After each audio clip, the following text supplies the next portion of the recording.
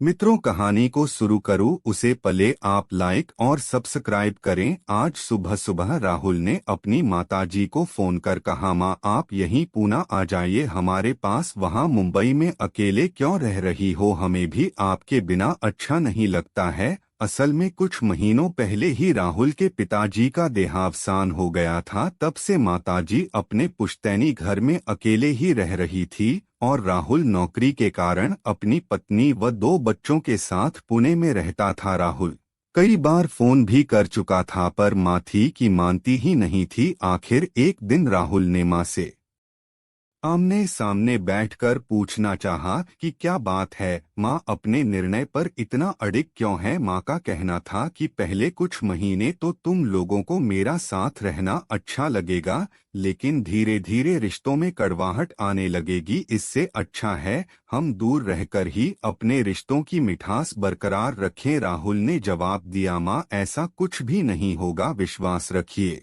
लेकिन माँ वास्तविकता से परिचित थी। जो आए दिन सुनने व देखने में आता है उसे नकारा नहीं जा सकता। अपनी बात को आगे बढ़ाते हुए माँ ने कहा, मेरे पास वसीयत में तुम्हें देने के लिए कुछ भी नहीं है, क्योंकि तुम्हारे पिताजी की आखिरी ख्वाहिश थी कि इस पुश्तैनी घर को मेरे बाद एक अनाथालय को दान में दिया जाए। तब राहुल ने कहा, यह तो बहुत ही अच्छा निर्णय है और जब तक वसीयत में कुछ भी नहीं है वाली बात है तो यह सही नहीं है, क्योंकि अगर आपके पोते पोतियों को आप अपने संस्कारों से पोषित करेंगी तो वह किसी भी वसीयत से कम नहीं होंगे। आपने और पिताजी ने मुझे पढ़ा लिखा कर इस काबिल तो बना ही दिया है कि आज आप लोगों के आशीर्वाद से मैंने अपना घर भी खरीद लिया है और नौकरी भी अच्छी है, और यह सब हासिल करने में आपके द्वारा दिए गए संस्कारों का बहुत बड़ा हाथ है।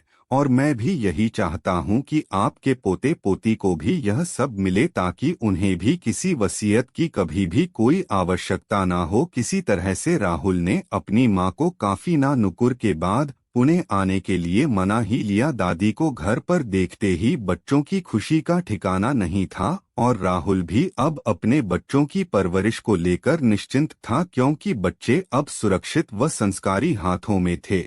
माँ के चेहरे पर भी सुकून और शांति का भाव था और राहुल की पत्नी निशा यह सब देखकर आत्मिक सुख का अनुभव कर रही थी। मित्रों, कैसी लगी कहानी कमेंट करके बता। ये कहानी सुनने के लिए खूब खूब आभार।